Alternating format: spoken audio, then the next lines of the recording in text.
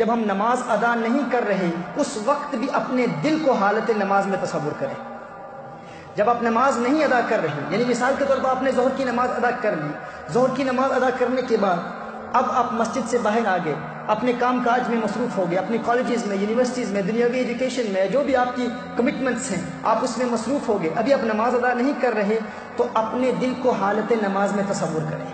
یہ امیجن کریں کہ میرا دل نماز پڑھ رہا ہے. یعنی جب آپ مسجد میں تھے تو آپ کا جسم بھی نماز پڑھ رہا تھا، آپ کا دل بھی نماز پڑھ رہا تھا، لیکن اب جب مسجد سے آپ باہر آ گئے ہیں تو آپ کا جسم دنیاوی کاموں میں مشغول ہے لیکن آپ کا دل اب بھی نماز پڑھ رہا ہے. یہ امیجن کریں، یہ تصور کریں کہ میرا دل اب بھی حالت نماز میں ہے، دل اب بھی نماز ادا کر رہا ہے. اور اس کا طریقہ کار یہ ہے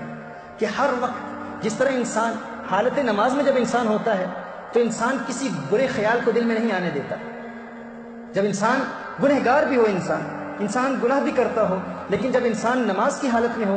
تو گنہگار انسان بھی یہ جرأت نہیں کرتا. اگر کوئی برا خیال نماز کے دوران آ جائے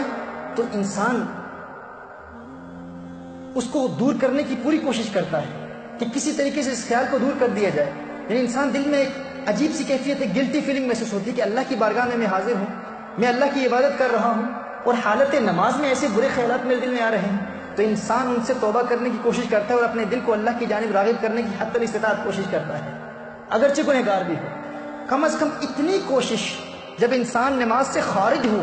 جب ظہر ادا کی ہے اور اپنے دنیاوی کاموں میں آپ مشغول ہیں، کم از کم اتنی کوشش اپنے دل کو اللہ کی جانب راغب کرنے کی اس وقت کوشش کریں کہ اگر آپ نماز پڑھ چکے، ظہر پڑھ چکے اور عصر کے انتظار میں ہیں اور دنیاوی کام میں مشغول ہیں آپ، اور اس وقت اگر آپ کے دل میں کوئی برا خیال آتا ہے، دنیا کے متعلق یا کسی گناہ کے متعلق خیال آتا ہے، تو فوراً اپنے دل کو الرٹ کریں، متنبہ کریں. تو کیا سوچ رہا ہے؟ تو نماز پڑھ رہا ہے، اللہ کی عبادت کر رہا ہے، اور اللہ کی عبادت کے دوران ایسے برے خیالات کو دل میں آنے کی اجازت دے رہا ہے. فوری طور پر اپنے دل کے اس دروازے کو بند کر دیں اور اپنے دل کو الرٹ کریں کہ تو اللہ کی عبادت کر رہا ہے اور یہ کیا سوچ رہا ہے. یعنی جب آپ حالت نماز میں نہیں ہیں، آپ کا جسم نماز نہیں پڑھ رہا، اس وقت بھی آپ کا دل نماز ہی پڑھ رہا ہو، اور آپ کا دل ہر وقت نماز کے انتظار میں ہو کہ نماز کا وقت کب داخل ہوگا. یعنی انسان ہر وقت اپنے پورے دن کی ترتیب اور اپنے پورے دن کا ایک ایک کام، ہر کام جو آپ کر رہے ہیں، زندگی کا ہر کام جو آپ کرتے ہیں، یہ عادت بنا لیں، یہ ارادہ کر لیں آج کی اس نشست میں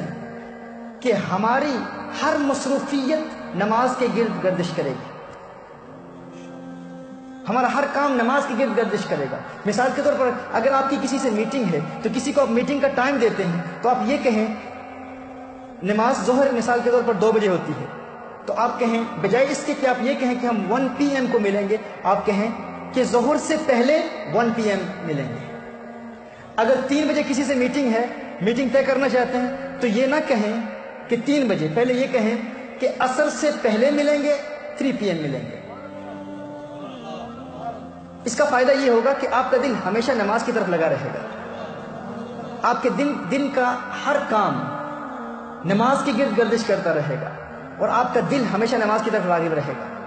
یعنی ہر کمٹمنٹ سے قبل آپ اپنی توجہ نماز کی طرف رکھیں. ہر وقت دل میں یہی بے تابی ہو، بے چینی ہو